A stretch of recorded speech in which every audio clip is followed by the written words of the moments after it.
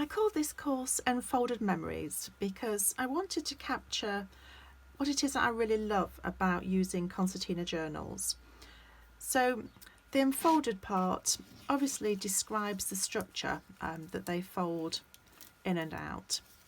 But the word enfolded was also significant because to me it has thoughts of protection and hiding away something precious, enfolding something into a safe place. And that's very much the way that I use the concertina journals. So there's lots of things that I love about them.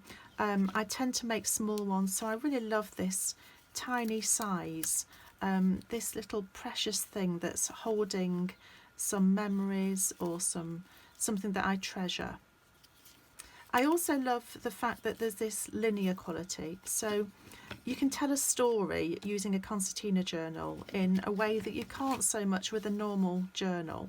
So in a normal book you flick pages one by one, and that's lovely. But I do really like the way that in a concertina you can do that. You can open it in the normal way, but you can also see this whole kind of story at a glance. And of course, you've got the rear as well. So in a nutshell, that's why I like to make the journals in this way. I'm just going to go through a few of the different kind of themes that I use them for. So I particularly like to use them for collections.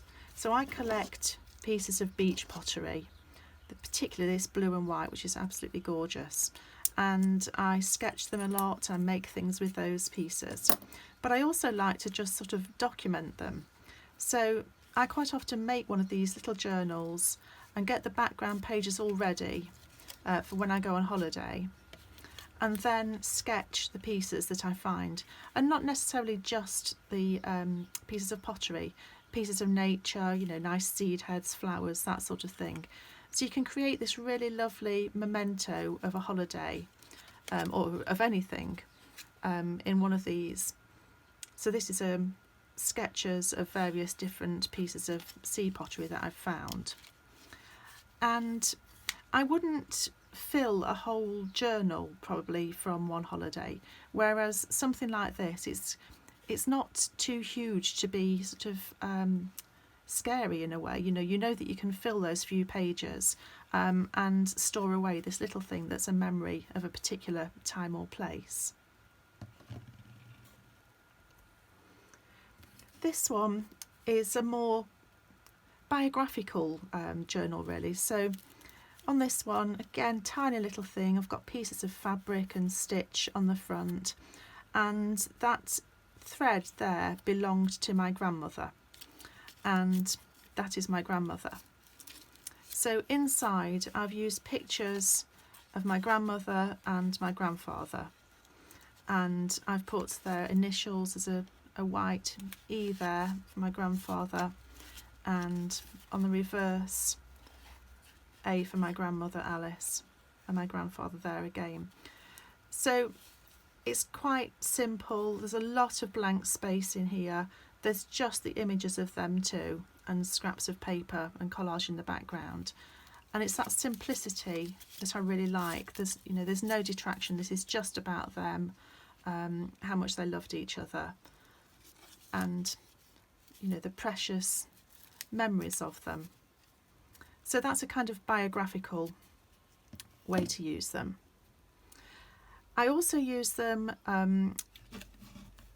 just to put sort of things in that I love really. So this one, my parents both sadly passed away. They were both keen gardeners, and I grew up with lots of gardening encyclopedias on the bookshelves, and I kept them when my mum died, and they're full of black and white images of plants. So this book here is made solely from images from those books. The backgrounds are made in various ways with plaster and fabric, handwritten script. I'll be showing you how I make the backgrounds. That side hasn't been done yet, I've still got to work on that. And I've also put these clay pieces in, again with plants transferred onto the top. So you'll see a lesson on how I did that, and the same on the front. So whilst I don't necessarily look through the encyclopedias anymore, I do look through that, and that's a kind of nice summary really of those books and the memories from my childhood.